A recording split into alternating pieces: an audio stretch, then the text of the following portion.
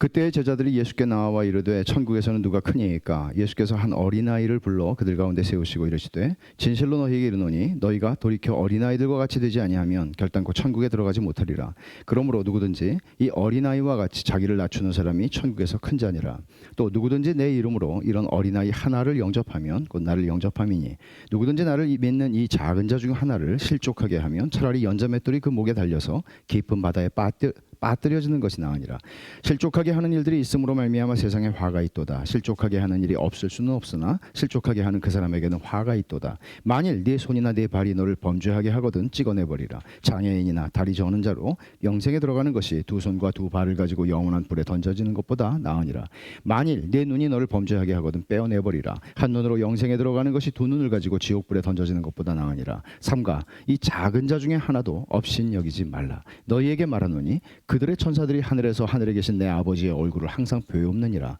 너희 생각에는 어떠하냐? 만일 어떤 사람이 양 100마리가 있는데 그 중에 하나가 길을 잃었으면 그 99마리를 산에 두고 가서 길 잃은 양을 찾지 않겠느냐? 진실로 너희에게 이르노니 만일 찾으면 길을 잃지 아니한 99마리보다 이것을 더 기뻐하리라. 이와 같이 이 작은 자 중에 하나라도 잃는 것은 하늘에 계신 너희 아버지의 뜻이 아니니라. 아멘.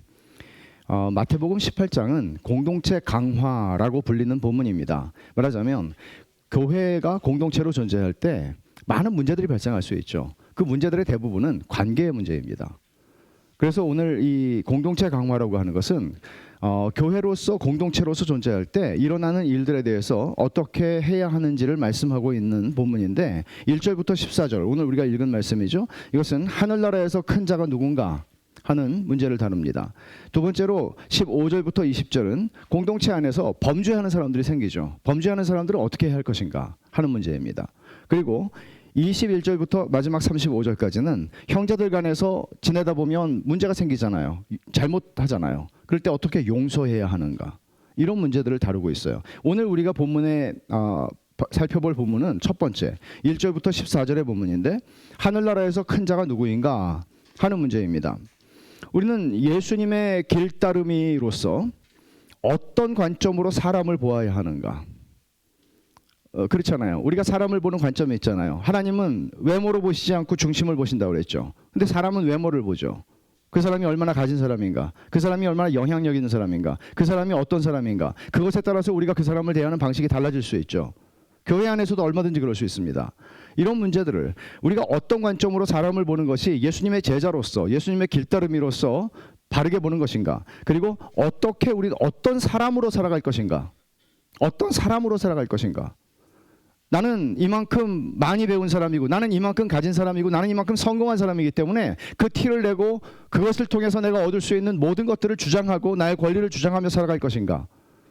우리는 어떻게 살아가야 예수 그리스도의 제자로서 살아가는 것인가 하는 문제입니다. 사실 오늘 설교는 길따르미 시리즈를 지금 쭉 우리가 말씀을 상고하고 있는데 원래 구상에 있었던 말씀은 아닙니다. 여러분이 알다시피 지난 부활주일 저녁에 우리 형제인 연헌이를 하나님이 갑작스럽게 불러가셨습니다. 연헌이의 죽음을 생각하면서 여러분과 함께 이 말씀을 나누는 게 좋겠다고 생각을 했습니다. 히브리서 기자는 이렇게 말하죠. 아벨의 죽음에 대해서 이렇게 말합니다. 그가 죽었으나 그 믿음으로써 지금도 말하느니라. 믿는 사람들은 죽어도 죽음으로써 말합니다. 연헌이가 우리에게 전하는 메시지도 전 있다고 생각합니다. 그래서 그 말씀을 오늘 여러분과 나누려고 합니다. 우리가 살아가는 사회는 서열 사회입니다. 초등학교 들어가자마자 성적 순으로 1등부터 꼴등까지 나눕니다. 한국 사회만 그런 건 아닙니다. 물론 미국의 초등학교나 이런 데서는 성적을 석차 순으로 그런 식으로 분류하지는 않습니다. 훨씬 건강한 사회죠. 그렇지만 인간이 살아가는 모든 사회는 서열이 존재합니다. 어디나 그렇습니다. 단지 서열을 무엇으로 정할 것인가? 그리고 노골적으로 할 것인가? 아니면은 좀 은근히 할 것인가? 이런 차이가 있을 뿐이죠. 한국 사람들에게 중요한 건 제가 볼 땐 나이입니다. 무조건 처음 보는 사람하고 나이를 까자고 그럽니다. 나이를 까야 서열을 정하죠. 위아래를. 저는 굉장히 30대 초반에 선교단체 대표를 하면서 설교를 하러 많이 다녔었는데, 설교를 하러 가면 선교단체 대표라고 그러니까 나이가 좀 들었을 거라고 생각을 하셨던지 목사님들이 이렇게 자꾸 물어봐요. 몇 살이냐고. 안 가르쳐 주죠. 제가 불리하니까. 자꾸 집요하게 물어보면 제가 몇 살이라고 그러면 30대 32살입니다. 이렇게 얘기를 하면 이제 끝이 짧아지죠. 그리고 그러면 제가 묻습니다. 신학교는 몇 학번입니까? 전 신학교 빨리 나왔거든요. 그 다음에는 역전이 됩니다. 이렇게 우리는 나이든지 학번이든지 내가 유리한 쪽으로 서열을 정하고 싶어 하는 게 본성입니다. 심지어 겉으로 드러나진 않을 수 있어도 학벌, 학위, 연봉, 심지어 어떤 자동차를 타느냐 하는 것까지도 서열을 정하는 문제에 해당이 됩니다. 그래서 내가 낫다, 네가 낫다 정하죠. 심지어 초등학교 아이들이 학교에서 너네 집 몇 평이야? 이렇게 하고 나하고 상대할 수 있는 애들끼리 논다는 얘기를 몇 년 전에 들었습니다. 기가 막힌 일이죠. 우리가 이런 애들을 기른 겁니다. 부모들이 보여준 게 그거밖에 없는 겁니다. 저는 예수 믿는 집안의 아이들, 교회 다니는 아이들도 예외라고 생각하지는 않습니다.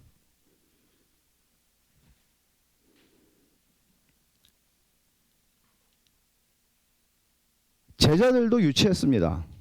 제자들도 유치하기는 마찬가지죠. 오늘 18장 1절을 보면 이렇게 묻죠. 그때 제자들이 예수께 나와 이르되 천국에선 누가 크니이까? 천국이라고 하는 것도 하나의 나라, 국가라고 생각을 하다 보니 국가에는 모든 권력 서열이 존재하는 바 아닙니까? 당연하죠. 우리가 알다시피 야고보와 요한의 어머니 치맛바람을 일으켜서 예수님에게 와서 하나님의 나라가 세워지면 그때 우리 아들 두 아들을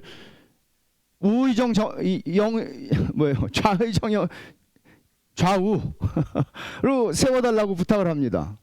뿐만 아니라 제자들이 마가복음에 있는 이 병행 본문을 보면, 마가복음 9장에 보면 예수님이 갑자기 이 말씀을 하시는 게 아니라 제자들이 누가 크냐 하고 서로 다투고 있었어요. 이 와중에 주님한테 온 거예요. 주님, 천국에서 누가 큽니까? 이렇게 얘기한 거죠. 심지어 예수님께서 십자가에서 죽으시기 전날 밤에 그날도 싸웠습니다. 제자들은 누가 크냐, 누가 회장이냐, 그날도 싸웠습니다. 놀랍죠. 일반 국가나 조직에서 이런 일들은 비일비재합니다. 아니, 비일비재한 게 아니고 상존합니다.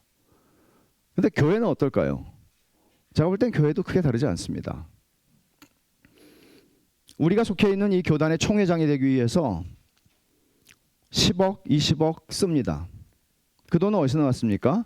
교인들의 헌금입니다. 아무렇지도 않습니다. 우리가 속한 교단이 이 모양입니다. 타락했습니다. 교단만의 문제가 아닙니다. 교회 안에서도 임직자를 뽑을 때 장로가 되기 위해서 돈을 1,000만 원씩 헌금한다, 1억을 한다. 이런 일들이 100주에 벌어집니다. 왜 그렇습니까? 서열 때문에 그렇습니다. 권력을 잡아야 하기 때문입니다. 제자들의 질문에 대한 주님의 대답이 무엇입니까? 주님은 한 어린아이를 불러서 그들 가운데 세우십니다. 2절에. 그리고 말씀하시죠. 3절에. 진실로 너희에게 이르노니 너희가 돌이켜 어린아이들과 같이 되지 아니하면 결단코 천국에 들어가지 못하리라. 이거는 우리가 어떤 행위로 구원을 받는다는 얘기는 아닙니다. 구원을 받은 사람들 안에서 나타나는 삶의 변화가 어떤 것인지를, 본질을 말씀하신 것입니다.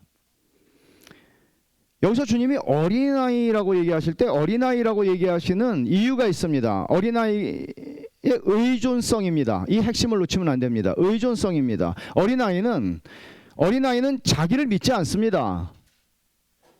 사춘기가 되기 시작해도 자기를 믿고 자기가 부모보다 더 똑똑하다고 생각하지만 어린아이는 자기를 믿지 않습니다. 그리고 철저하게 부모를 의존합니다. 엄마, 아빠. 그들은 의존합니다. 그리고 의존하는 것을 그들은 부끄럽게 여기지 않습니다. 당연합니다. 말하자면 여러분, 우리가 이 세상을 살면서 돈을 벌기 시작하면 벌써 달라집니다. 돈 맛을 보기 시작하면 달라집니다. 용돈 받아 쓰는 거하고 내가 일해서 돈을 벌기 시작하고 달라지죠. 그리고 우리의 사회 속에서 우리가 존경받을 만한 어떤 위치에 계속해서 올라가게 되고 사람들이 나를 함부로 할 수 없는 자리에서 살아가다 보면 우리는 자기가 어린아이라는 생각을 하기는 쉽지 않습니다. 불가능합니다. 어떻게 의존적입니까? 나약하게. 내가 내 인생을 능력 있게 살아가야지 내가 누구를 의지합니까? 주님은 돌이켜 어린아이와 같이 되지 아니하면 결단코 천국에 들어갈 수 없다고 말씀하시는데, 어떻게 여기 돌이켜라고 하는 주님의 말씀은 뭔가 회개하라는 말씀이 아니라 태도의 변화를 요구하는 것입니다. 태도 고쳐, 그런 얘기예요. 너 태도 고쳐. 너 예수 믿으면 태도 고쳐야 돼, 말씀하시는 거예요. 여러분, 어떻게 어린아이처럼 될 수 있습니까? 내가 벌어서 내가 먹고 사는데 충분한데, 그리고 내가 충분히 존경받고 있고 충분히 사람들에게 어디 가서 내가 하고 싶은 말을 할 수 있는 사람인데, 말하자면 그냥 수동적이고 하라는 대로 하는 그런 존재가 아니고 내가 할 수 있는 말을 할 수 있는 존재인데 어떻게 의존적이 될 수 있습니까? 말이 안 되는 소리죠. 특히나 이런 서열 사회 속에서 살아가는 우리들에게 주님께서 4절에 하신 말씀을 한번 보십시오. 그러므로 누구든지 이 어린아이와 같이 자기를 낮추는 사람이 천국에서 큰 자니라. 자기를 낮춘다? 말도 안 되는 얘기죠. 이 세상에서 자기를 한번 낮춰보십시오. 짓밟죠. 자기를 낮춰보십시오. 누가 인정해 줍니까? 자기를 낮추고 어떻게 이 세상을 삽니까? 아는 게 요만큼만 있어도 한 이만큼 침소봉대에서 내가 이만한 사람이야, 내가 이런 사람이야, 내가 누구를 알아, 이렇게 하는 세상 아닙니까? 근데 어떻게 주님은 자기를 낮추는 자가 크다 라고 말씀하십니까? 자기를 낮추라는 것은 겸양의 덕을 말하는 거 아닙니다. 공자가 말하고 있는 겸양의 덕이 아닙니다. 아유, 저는 부족한 사람입니다. 속으로는 이 사람이 어떻게 나를 이렇게 제대로 봤지? 이런 얘기하는 거 아닙니다. 진짜 내가 누군지를 아는 겁니다. 그리고 웬만한 사람은 다 알죠. 저 사람이 겉으로 저러는지 진짜 그거를 그렇게 생각하고 있는지 웬만하면 다 압니다. 안 속습니다. 그리스도인이 가지고 있는 태도는 바로 어린아이와 같이 되는 것입니다. 하나님을 의존하는 것입니다. 아, 내가 한 60년 살아보니까 알겠어. 이제 거저갈 수 있어. 그렇지 않습니다. 내가 몇십 년 목회해보니까 거저갈 수 있어. 그렇지 않습니다. 하나님께 의존하는 것입니다. 여기 근데 낮춘다고 하는 이 말은요, 사실은 이 낮춘다는 게 그냥 보통 우리 낮춘다 이렇게 생각하지만 사실 이 단어는 수치를 겪다, 굴욕을 당한다 이런 뜻에 더 가까운 단어예요. 왜냐하면은 이 헬라어는 그리스 사람들이나 로마 시대의 문화 속에서는 겸손이라고 하는 거는 바보들이 하고 약자들이 하는 거거든요. 겸손이라는 건 덕이 아니에요. 그 시대 사람들에게는 겸손이라는 건 이런 거예요. 주인이 막 뭐라 그러면은 아이고 잘못했습니다. 이게 겸손이에요. 이게 이 단어예요. 수치를 겪는 거죠. 당하는 거죠. 주님께서 자기를 낮추는 자라고 하는 것은 내가 수치를 당할 이유도 없고요. 내가 굴욕을 당할 이유도 없어요. 나는 당당하게 살아갈 수 있는 사람이에요. 근데 그 자리로 가는 것을 받아들이는 거죠. 자기에게 주어지는 낮은 지위를 받아들이는 것입니다. 주님의 말씀에는 모호한 구석이 없습니다. 천국에서 큰 자는 자기를 낮추는 사람이다.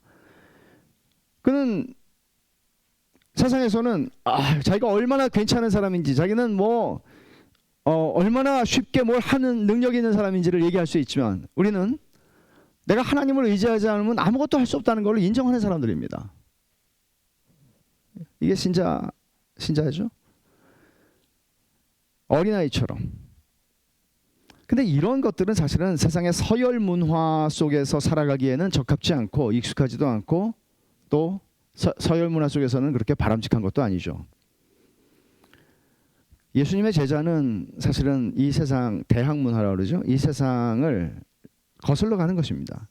주님이 이 원리를 좀 더 확장하여 적용하시는데 5절을 보면 누구든지 내 이름으로 이 어린아이 하나를 영접하면 곧 나를 영접함이니 라고 말씀하죠. 어린아이. 그러니까 자기를 여기서 어린아이라는 것은 단순히 어린아이만을 얘기하는 건 아니죠. 자기를 낮추어 어린아이처럼 된 사람들, 조금 아까 말씀한 대로 이 사람들이 누구예요? 예수 그리스도의 길따름이, 제자들, 신자들을 얘기하는 겁니다. 이런 사람들. 낮아진 사람들입니다. 그럼 6절에서는 이 사람들을 뭐라고 표현하나 하면 누구든지 나를 믿는 이 작은 자 중 하나, 나를 믿는 이 작은 자 중 하나. 같은 말이에요, 다. 자기를 낮추는 사람, 어린아이 같은 사람, 나를 믿는 이 작은 자 중 하나.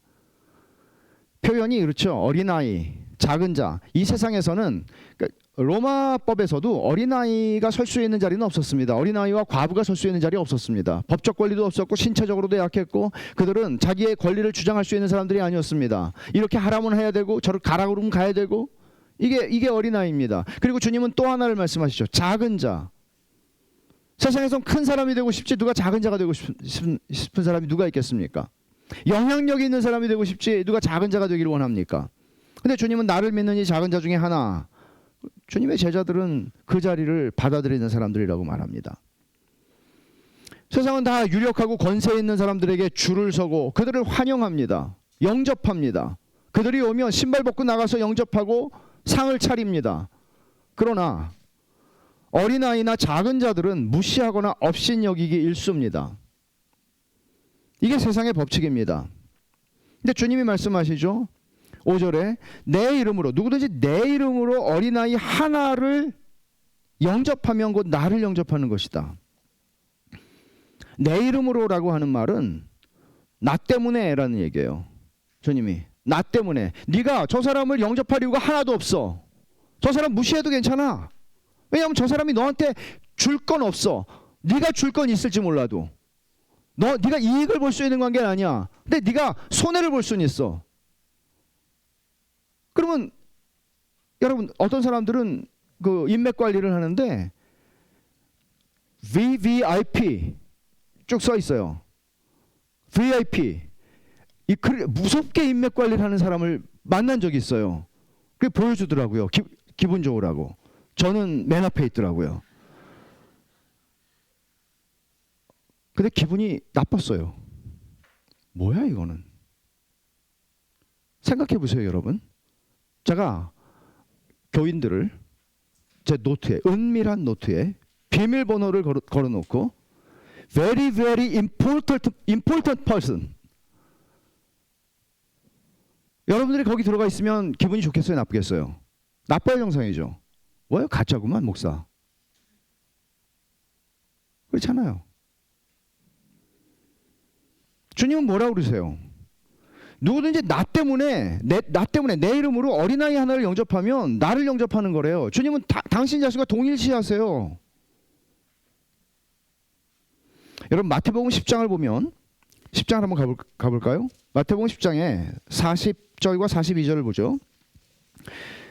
제가 있습니다. 너희를 영접하는 자는 나를 영접하는 것이요 나를 영접하는 자는 나를 보내신 이를 영접하는 것이니. 주님이 말씀하세요. 나를 영접하는 거는 나를 보내신 이를 영접하는 것, 하나님을 영접하는 것이다. 그러니까 예수님에 대한 태도가 곧 하나님에 대한 태도이고 결국 그것은 우리의 구원을 결정한다. 그런 얘기를 하는 거예요. 42절을 보세요. 또 누구든지 제자의 이름으로 이 작은 자 중 하나에게 냉수 한 그릇이라도 주는 자는 내가 진실로 너희에게 이르노니 그 사람이 결단코 상을 잃지 아니하리라. 보세요. 제자의 이름으로 마찬가지예요. 예수님의 이름으로라는 거 마찬가지예요. 내가 그리스도의 길따름이기 때문에 내가 그 사람에게 나에게 별로 중요한 사람이 아니에요. 사회적으로 중요한 사람이 아니에요. 근데 그 사람에게 냉수 한 그릇을 줬대요. 근데 주님께서 결단코 상을 잃지 않는다. 좀 너무한 거 아니에요? 내가 한 거는 요거밖에 없는데 주님은 이걸 크게 말씀하시니까요. 왜 주님에게 이게 중요하죠? 주님에게는 왜 내가 다른 사람을 대하는 게 중요하죠? 내가 다른 사람을 대하는 게 왜 우리 신앙의 중요한 요소이죠? 신앙을 가진 사람들이 사람을 무시한다면 그것은 주님께서 오늘 본문에서도 말씀하시기를 10절에 뭐라고 말씀합니까? 삼가 이 작은 자 중에 하나도 없이 여기지 말라. 너희에게 말하노니 그들의 천사들이 하늘에서 하늘에 계신 내 아버지의 얼굴을 항상 배옵느니라. 사람을 대하는 태도는 결국 신앙의 반영입니다. 그 사람이 사람을 어떻게 대하는가 하는 것, 사람을 그 사람의 그것이 돈이든 학식이든 무엇이든 간에 가진 자와 가지지 못한 자로 나눠서 사람을 대한다면 그것이 그 사람의 신앙입니다.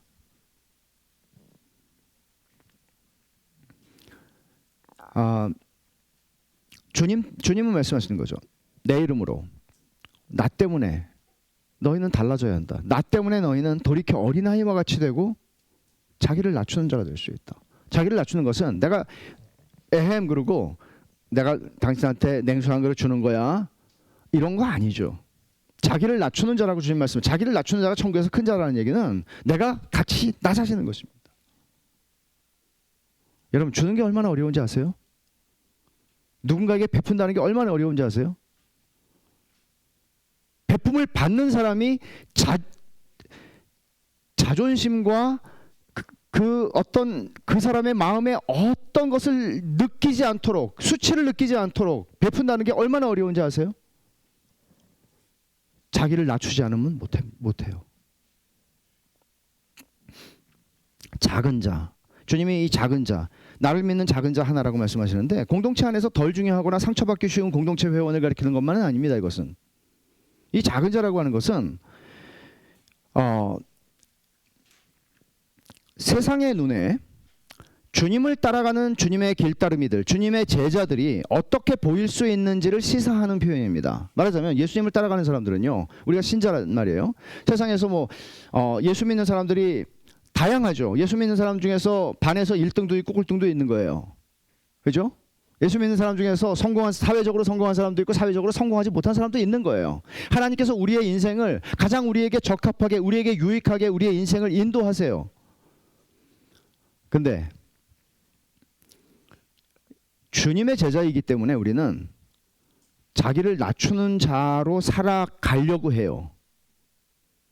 그럴 때 세상 사람들의 눈에 우리가 어떻게 보일 수 있는가? 그것은 작은 자죠. 그냥 작은 자죠. 못난 놈이죠. 얼마든지 그럴 수 있습니다. 주님은 이 작은 자라고 하는 표현 속에서 그렇게 종종 무시당하기 쉽고 약하고 중요하지 않은 사람들로 여겨질 수 있다는 것을 암시합니다. 그러면서 주님은 작은 자에 대한 너희의 태도를 바꾸라고 말합니다. 무서워요, 경고가. 왜냐하면 여러분이 주님이 되게 심하게 말씀하신다고 느껴지는 본문들이 있죠. 6절에도 보세요. 누구든지 나를 믿는 이 작은 자 중 하나를 실족하게 하면 차라리 연자맷돌이 금옥에 달려서 깊은 바다에 빠지는 게 낫다. 보세요. 5절에서는 영접하는 문제를 얘기했고 6절에서는 실족하게 한다고 그랬어요. 영접하는 것은 환영하는 거죠. 내가 환영할 만한 사람들이 있습니다. 뭔가 내가 얻을 수 있는 게 있는 사람들이죠. 힘이 있는 사람들이죠. 그러나 어린아이 같은 사람, 작은 사람, 나에게 아무짝에도 보탬이 되지 않는 사람이 있습니다. 우리는 그들을 환영하지 않을 수 있죠. 영접하지 않을 수 있죠. 대신 우리는 함부로 그들을 대함으로써 실족하게 만들 수 있습니다. 실족한다는 말의 직역은 뭔가 하면 걸려 넘어지게 한다예요. 걸려서 넘어지는 거죠. 걸려서 넘어지는 것은 결국 그 사람이 믿음을 잃어버리게 한다는 뜻입니다. 이런 일들이 얼마나 많이 일어납니까? 왜 일어나죠? 무시하기 때문에 일어나죠. 업신여기기 때문에 일어나죠. 그것은 반드시 우리의 외적인 태도로만 나타나는 것은 아닙니다. 우리의 마음으로도 나타날 수 있는 것입니다. 주님께서 연자맷돌을 지고 바다에 빠뜨리는 것이 차라리 낫다라고 말씀하시는, 연자맷돌이라는 건 아마 여러분 영화나 이런 데서 보셨을지도 모르겠는데 최소한 지름이 1m에서 1.5m 정도 되는 큰 돌입니다. 이 나귀나 이 소나 이런 것들이 끌어야 되는 것이죠. 아니, 집안에 있는 요만한 맷돌 하나만 목에다 걸고 바다에, 아니 안 걸어도 저는 빠지는데 이걸 걸고 요만한 걸 걸고 들어가도 길이 없는데, 살 길이. 그 연자맷돌을 쥐고 살 수 있는 사람이 어디 있습니까? 주님 근데 너무 심각하게 말씀하시는 거 아니에요? 네가 나를 믿고 나를 안 믿으면 너 이렇게 돼, 이런 말씀이 아니고 이 지극히 작은 자 중 하나를 넘어지게 하면. 주님 이렇게 말씀하시죠. 두려운 얘기죠, 사실. 두려운 얘기죠. 마태복음 25장을 여러분 기억하실 겁니다. 마태복음 25장을 한번 가봅시다. 예수님께서 마지막 심판 때의 말씀을 하시는데 25장 34절을 한번 볼까요? 이제 모든 사람들을 다 불러 모으셔서 우편 좌편으로 쫙 나누십니다.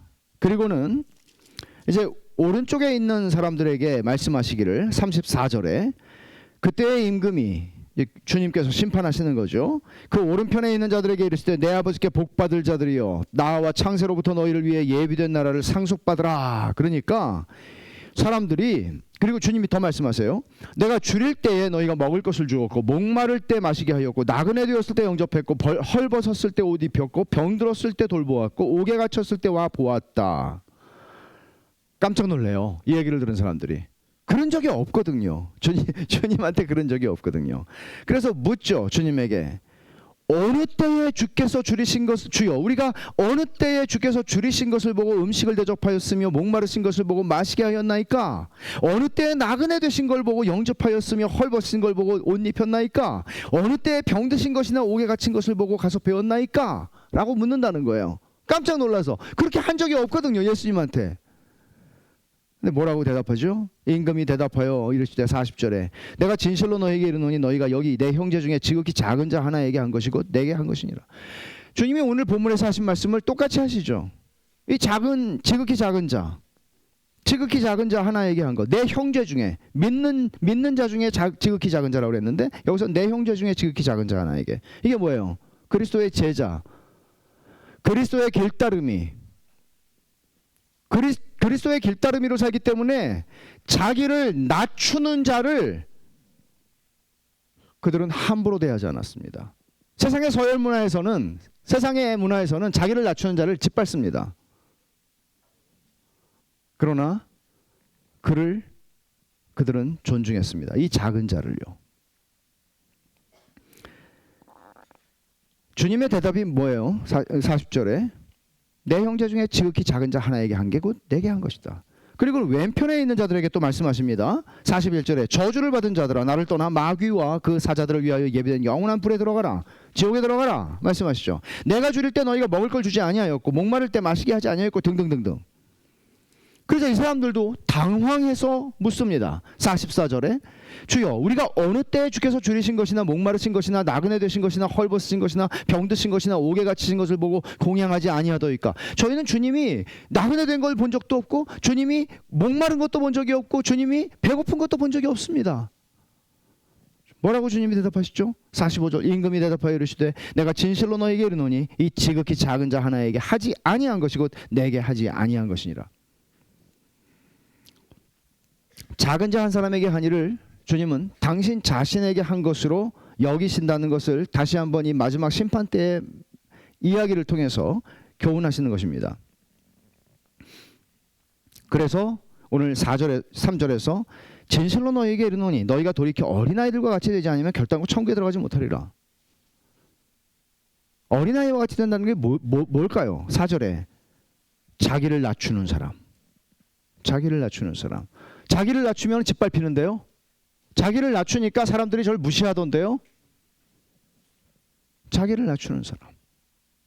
그것을 두려워하지 않는 사람. 왜? 예수 그리스도의 제자니까. 예수 그리스도의 길따름이니까. 그래서 우리가 그러면 이런 질문할 수 있죠. 왜 그렇게 살아야 하는데요?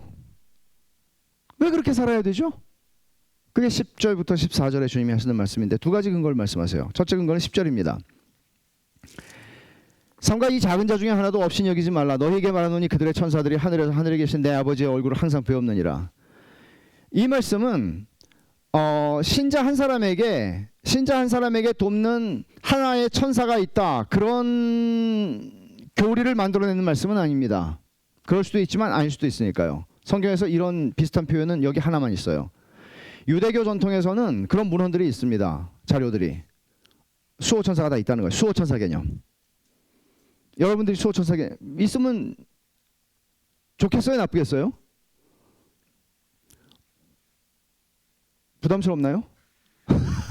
너무 수호천사가 부담스럽나요? 그거는 정확하게 우리가 몰라요. 그러나 분명한 것은 천사들은 성도들을 섬기라고 하나님께서 천사들을 동원하여 일하게 하십니다. 그리고 천사들이 항상 하나님의 얼굴을 베옵는다 그러죠. 그 얘기는 뭔가 하면 이런 얘기죠. 하나님께서 저에게 돌보라고 한 아무개가 있습니다. 근데 누가 이 아무개를, 주님이 너무 사랑하시는 이 아무개를 막 무시하고 업신여겼습니다. 이렇게 얘기한다는 거죠. 두려운 일입니다. 말하자면 하나님께서 성도들을 지키시고 보호하신다. 업신여김을 당할 수 있습니다. 자기를 낮춤으로써 우리는 업신여김을 당할 수도 있습니다. 그러나 그래서 두려워할 이유는 없습니다. 왜냐하면 하나님께서 나를 보호하고 계시고 하나님께서 나를 지키시고 계시고 하나님께서 나를 위로하시기 때문입니다. 그러니까 성도들은 존귀한 자다. 그 얘기를 하는 거예요. 성도들은 하나님이 천사들을 통해서 보고를 안 받으셔도 하나님 다 아세요. 근데 그렇게 표현하는 거예요. 하나님이 우리의 일거수일투족, 우리의 삶의 모든 것들을 다 알고 계세요. 하나님이 나를 아신다는 것 자체가 얼마나 큰 위로입니까, 여러분? 하나님이 나를 알고 계세요. 내 억울한 사정과 내 모든 것들을 알고 계세요. 사람들은 다 오해할지 모르지만 하나님은 오해하지 않으세요.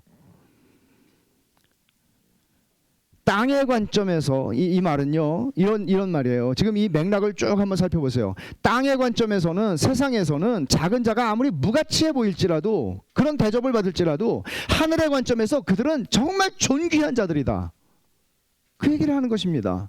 그러면 예수를 믿는 사람들은 하늘의 관점을 가지고 사는 사람들이잖아요. 그럼 그 관점을 가지고 살아야죠. 그 관점을 가지고 사람을 대해야죠.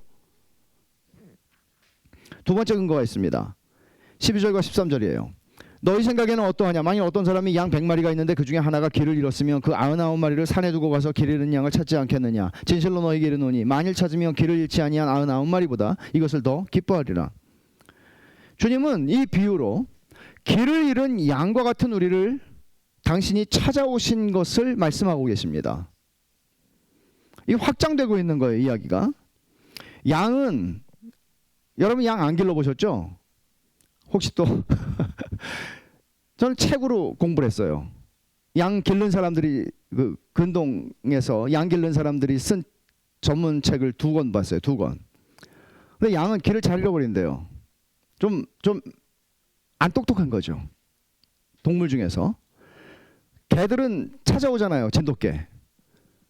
얘네들은 길을 잘 잃어버린대요. 그리고 길을 잃어버리면 어떻게 죽느냐만 남았지, 짐승에게 물려 죽든지 아니면 죽는 거예요. 길이 없어요. 답이 없어요. 심지어 양은 엎어지잖아요. 스스로 못 일어나요. 그래서 그냥 죽어요. 이 속에서 이제 뭐 의학적으로 어떤 뭐 가스가 어떻게 되고 해가지고 죽어요. 그러니까 이 길을 잃어버리는 일은 비일비재하게 일어나는 일이죠. 근데 하나님이신 예수님께서 그런 운명에 처한 길 잃은 양을 찾아서 구원하시려고 하늘 보좌를 버리고 하나님이 사람이 되셔서 이 땅에 오셨다는 게 복음이에요. 길 잃은 양 한 마리를 찾으려고. 그러니까 여기 보면은 99마리를 어디다가 두고 갔다고 그랬어요, 목자가? 산에다가. 이게 좀 이상하지 않습니까? 99마리를 일단 우리에다가 잘 집어넣어 놓고 찾으러 가야 되지 않습니까? 이거는 어떤 학자는 이렇게 설명을 합니다. 의도적이라고, 주님께서. 굉장히 극적으로 말씀하신 거라고. 그러다가 99마리 목자 없이 놔두고 가면 다 흩어질 거 아니에요. 이건 극적으로 표현한 거라고. 한 마리를 찾는 것에 대한 그 불타는 마음과 그 비용과 그 한 마리가 처할 수 있는 위험에 대한 극적인 표현이라고. 근데 이것만 아닙니다, 사실. 99마리가 본 거죠. 잘 생각하세요. 이게 비유니까. 아까 좀 바보라고 그랬잖아요. 근데 이게 사람이잖아요, 사실은. 양이 사람이잖아요. 양들이 생각한 거예요. 나도 언제라도 길을 잃어버릴 수 있잖아. 근데 목자가 길 잃어버린 그 바보 같은 개를, 우리를 이렇게 놔두고 찾아가는 걸 봐. 내가 언제 길을 잃어버려도 저 목자는 날 찾아올 거야. 어떤 대가를 지불하더라도. 이런 엄청난 안정감을 줄 수 있었을 거라고 얘기합니다. 여러분, 주님이 어린아이같이 의존적인 존재, 낮고 힘없고 약하고 작은 자인 나를 찾아오시기 위해서 그렇게 하셨습니다. 하나님이 사람이 되셨습니다.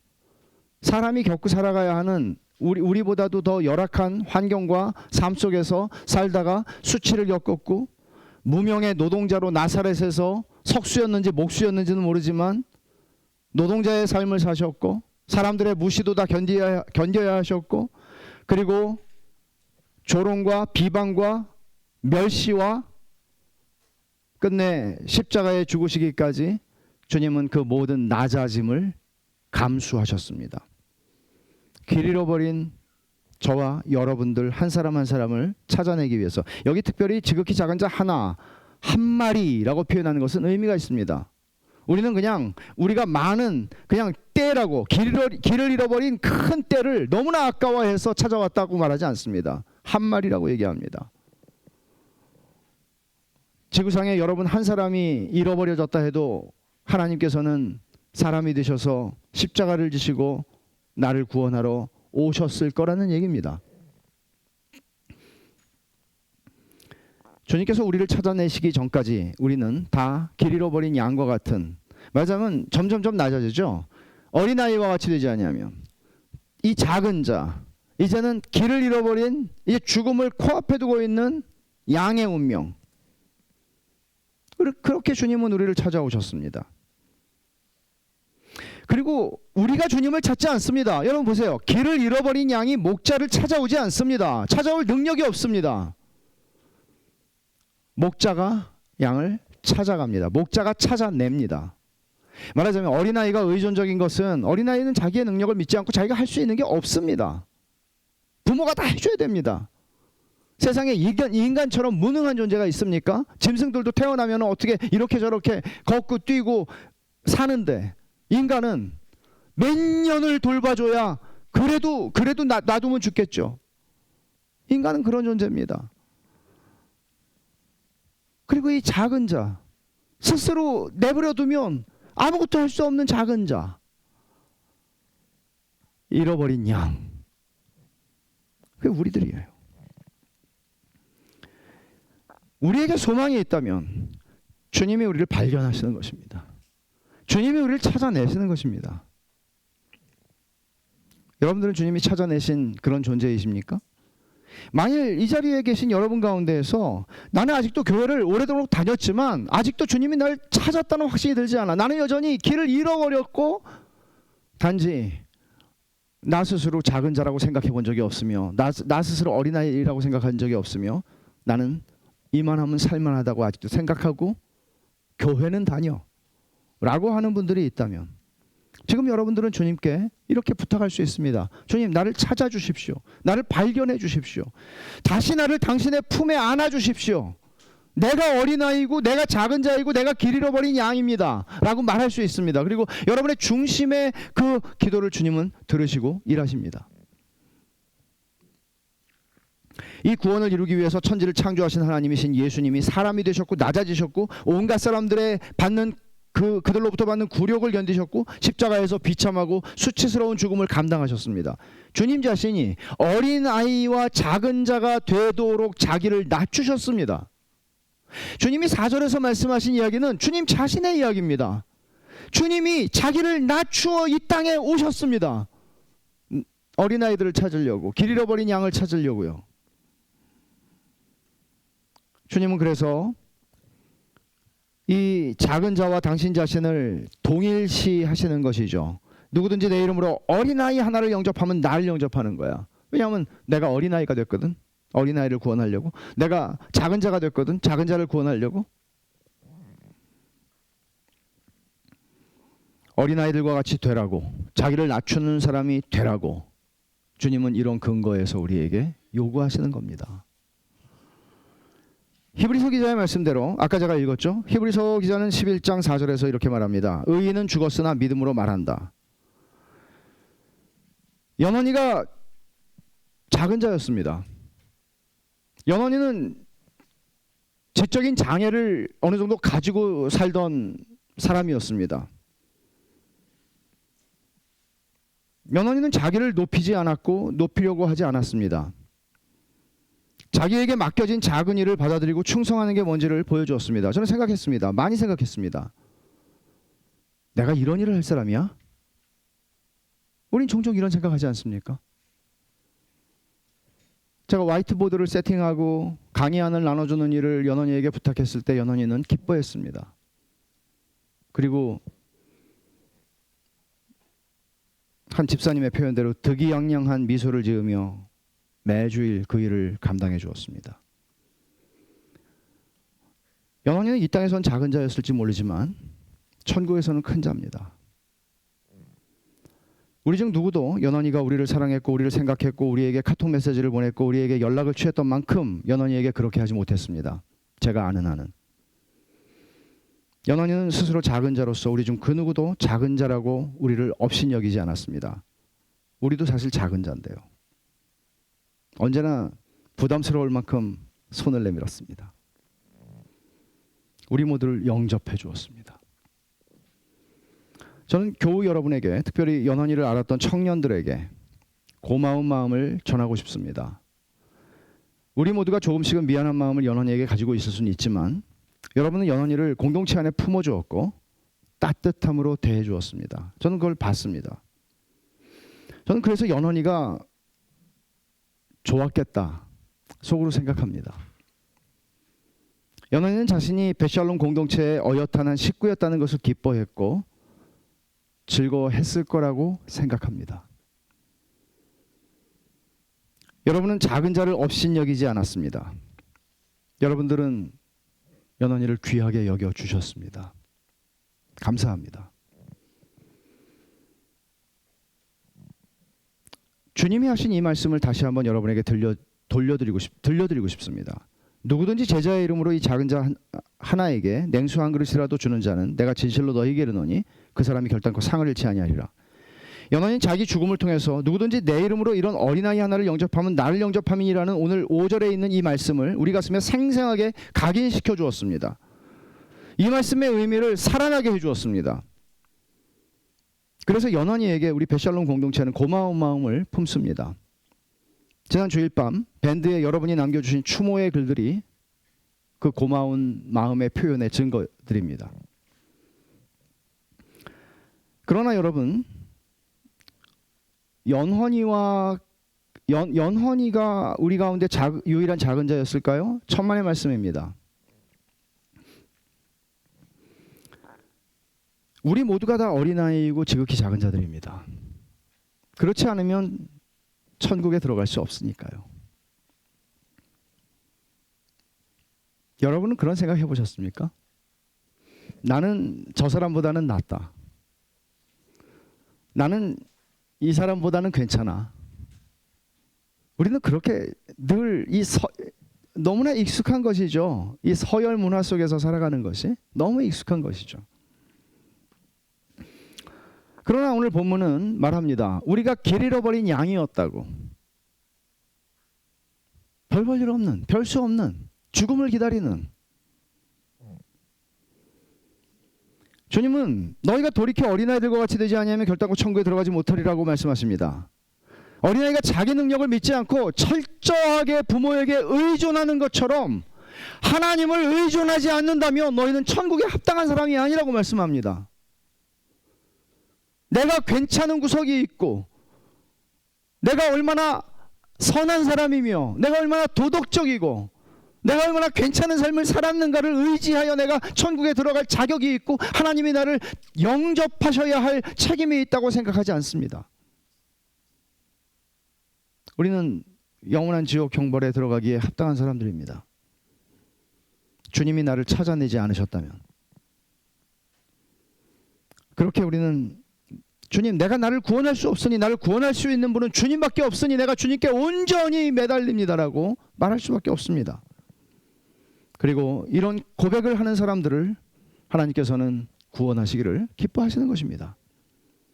학벌과 지식, 사회적인 성공과 재산, 명예와 성취, 이런 것들을 의지하는 사람들을 성경은 어른이라고, 나쁜 의미에서 어른이라고, 나쁜 의미에서 높은 자라고 말할 것입니다. 영향력 있는 사람이라고 말할 것입니다. 우린 다 그렇게 되기를 원할지 모르겠습니다. 그러나 하나님 나라에서 그들은 멀리 있는 자들입니다. 여러분, 아무리 우리가 이 세상에서 서열사회에서 더 우위를 점하기 위해서 열심히 살고 노력하고 밟고 올라가고 높은 곳으로 올라간다 한들 죽음 앞에서 그것이 무슨 소용이 있습니까? 주님 말씀하는 거죠. 자기를 낮추는 자가 천국에서 큰 자야. 자기를 낮추는 자가 천국에서 큰 자야. 여러분, 주님을 따라가기를 원하십니까? 그렇다면 자기를 낮추는 자, 이 길을 걸어가는 겁니다. 주님이 스스로 자기를 낮추어 이 땅에 오셨던 것처럼, 주님이 그 길을 죽기까지 십자가에 복종하여 그 길을 가신 것처럼, 그리스도의 길 따름이라고 자처하는 자들은 그 길을 따라가는 것입니다. 연원이는 작은 자였습니다. 우리 모두가 작은 자입니다. 그리고 주님이 우리 가운데 작은 자가 되셔서 오셨습니다. 자기를 낮추셔서 구주가 되셨습니다. 우리가 구원 얻을 수 있는 길을 완전히 열어주셨습니다. 내가 십자가에 죽어야 할 것을 주님이 대신 죽으시고, 주님이 대신 율법의 형벌을 받으시고, 주님이 대신 하나님의 진노를 다 당하심으로 내가 갚아야 할, 내가 당해야 할, 내가 겪어야 할 죄의 저주를 주님이 한 몸에 다 감당하셨기에 우리의 구원의 길을 활짝 열어주셨습니다. 누구든지 그를 믿는 자마다 하나님의 자녀가 되는 권세를 주셨습니다. 여러분 가운데 내가 아직 주님을 알지 못하고 주님을 만나지 못했고 나는 아직 구원받지 못했다고 여기시는 분들이 계시다면, 여러분 지금 이렇게 기도할 수 있습니다. 주님, 제가 죄인입니다. 저를 구원할 능력도 힘도 없습니다. 저를 구원할 분은 스스로 낮추어 이 땅에 구주가 되어 오신 주님뿐입니다. 주님이 저를 대신하여 십자가에서 죽으신 것을 제가 압니다. 주님, 저를 구원하여 주십시오. 주님, 저를 발견해 주십시오. 주님, 저를 찾아내 주십시오. 주님, 저에게 구원의 은혜를 주십시오. 간청합니다. 제게 자비를 베풀어 주십시오. 이렇게 구하는 것입니다. 제가 믿나이다. 저를 구원하여 주옵소서. 여러분이 그렇게 기도하실 때 주님은 뜸을 들이지 않으실 것입니다. 그 중심의 기도를 들으실 것입니다. 그리고 그 일을 행하실 것입니다. 오늘 우리는 이 말씀에서 작은 자를 대하되 주님을 대하듯 귀히 대해야 한다는 말씀을 배웁니다. 치열한 서열사회를 살아가는 우리는 자기를 낮추는 사람이 천국에서 큰 자라는 주님의 말씀을 듣습니다. 예수님의 길따름이로서 우리는 이 말씀을 가슴에 새기고 살 필요가 있습니다. 그래서 모든 세상은 다 자기의 권리를 주장할 수 있는 대로 120% 주장하는 사회입니다. 하지만 우리는 종종 자기를 낮추고 수치와 굴욕당하기를 기뻐하는 것이 복된 길임을 알고 주님을 따라갑니다. 여러분, 이런 말씀 속에 저촉되지 않는 사람이 우리 가운데 누가 있겠습니까? 우리 세상 사는데요. 우리 세상 사는 사람들인데요. 여러분 각자의 자리에서 이 말씀을 새겨 들으시기를 바랍니다. 이것이 복된 길입니다. 자기를 낮추는 자가 천국에서는 크니라. 그리고 이 길을 걸어가는 것이 믿음의 증거입니다. 이렇게 우리는 이 길을 걸어가다가 주님의 길따르미로 살아가다가 어느 날이라도 주님께서 수고했다, 이제 와라. 그러면 우리는 믿음으로 그리고 기쁨으로 주님 앞에 달려가는 것입니다. 기도하십시다.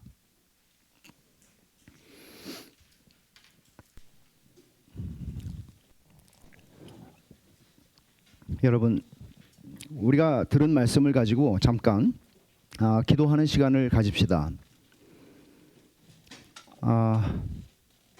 감사했으면 좋겠습니다. 주님께서 우리를 길 잃어버린 양을 한 마리 찾으려고 상상할 수도 없는 낮아짐을 감수하시며 이 땅에 구주로 오셔서 우리의 구원의 길을 열어주셨습니다. 감사합시다. 그리고 회개할 것은 없습니까? 여러분은 나는 작은 자가 아니라 큰 자이고, 나는 강한 자이고, 나는 가진 자이고, 나는 괜찮다고 생각하지 않았습니까? 여러분들은 정말 어린아이가 주님 부모를 의존하듯이, 그렇게 철저하게 부모를 의존하듯이 그렇게 주님을 의존하고 사십니까?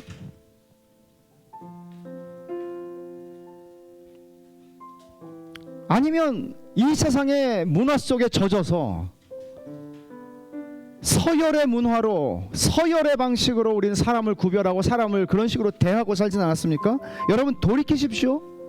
태도를 바꾸십시오. 여러분이 예수를 믿는 사람이라면 그런 태도로는 못 삽니다. 주님은 이 자리에 계시는 분들 가운데 아직 구원의 은혜를 입지 못한 분들에게 말씀하십니다. 내가 너를 위해서 낮아졌어. 내가 너를 찾으려고 여기까지 왔어. 더 이상 시간 끌지 말고, 더 이상 연기하지 말고 지금 나를 구원해 달라고 요청해. 그리고 우리는 작은 자를 업신여기지 않는, 존대하는, 영접하는 주님 때문에 그런 삶을 살아가겠다고 주님 앞에 말씀드렸으면 좋겠습니다. 특별히 여러분 오늘 연원이 부모님과 동생과 이모 그리고 사촌 동생이 왔는데 함께 우리와 함께 예배드렸는데 하나님께서 큰 위로를 주시도록 유가족들을 위해서도 기도해 주시기 바랍니다. 같이 우리 잠깐 기도합시다. 하나님 아버지 감사합니다. 저희들에게 오늘 주신 이 말씀이 저희들 가슴에 깊이 새겨지게 하여 주셔서 주님의 길따르미로 저희가 살아가면서 우리 주님께서 저희를 구원하시기 위해서 이 땅에 낮아지시고 이 모든 낮아짐을, 수치와 굴욕을 견뎌내시고 감수하셨던 것처럼 주님 자기를 낮추는 인생을 살아갈 수 있기를 원하고, 하나님 아버지 우리는 작은 자요, 우리는 어린아이와 같이 주님을 의지하여 살아가기를 원합니다. 하나님 아버지 우리가 누구를 돕는 것이 아니라 우리가 연약한 자요, 우리가 낮은 자요, 우리가 힘이 없는 자요, 우리가 주님의 은혜가 아니면 아무것도 할 수 없는 존재인 것을 알게 하시고, 오 하나님 더 많이 사랑할 수 있도록, 더 많이 사람들을 섬길 수 있도록 주님 은혜를 베풀어 주시옵소서. 아버지 하나님 주님 때문에 어린아이를 영접하게 하시고, 주님 때문에 작은 자들을 영접하게 하시고, 주님 때문에 잃어버린 자들을 찾아 나설 수 있는 저희가 되게 해주시기를 원합니다. 하나님 연원이의 부모님과 동생과 이모와 사촌에게 은혜를 주셔서 하나님 그 상실한 마음을 주님이 채워주시고 만져주시고, 하나님 아버지 하나님밖에는 위로할 수 있는 분이 없고 영원한 소망 가운데 다시 만날 것을 바라며 하나님의 은혜 앞에 나오는 하나님 그런 복을 누리게 하여 주시기를 원하고 기도합니다. 아버지 하나님 이 시간도 하나님께서 저희를 통하여 영광을 받으시고 주님 작은 자와 어린아이를 영접하는 삶을, 주님 때문에 영접하는 삶을 살겠다고 저희가 고백합니다. 주님 받아주시옵소서. 아버지 하나님 고맙고 감사합니다. 이 시간에 저희에게 주신 이 말씀이 주님이 저희를 하찮고 보잘것없고 그냥 살다가 죽어서 아무도 기억해 주지 않은 인생을 살 저희들을 사랑하셔서 하늘의 보좌를 버리고 사람이 되셔서 모든 수모와 멸시와 굴욕을 감내하시며 스스로 낮아지셔서 저희들을 구원하여 주신 은혜를 감사합니다. 하나님 아버지 그 은혜를 받은 사람답게 저희들이 자기를 낮추는 삶을 살아갈 수 있도록 도와주시고 은혜를 베풀어 주시옵소서. 하나님 아버지 예수님 때문에 어린아이, 작은 자, 잃어버린 자를 영접하는 삶을 살게 해 주시옵소서. 하나님 아버지 저희가 언제나 작은 자임을 알게 하시고 하나님 앞에 의존하여 살아가는 은혜와 복을 누리게 하여 주시옵소서. 특별히 오늘 함께 저희들과 함께 이 예배 자리에서 참 먼 길을 이렇게 와서 참여한 우리 연원이 부모님과 또 동생과 이모, 사촌, 그 상실한 마음을 하나님밖에는 위로할 수 없는 줄 압니다. 하나님 위로해 주시고 하나님께서 은혜 위에 은혜를 더해 주십시오. 감사드리며 예수님 이름으로 기도하옵나이다. 아멘.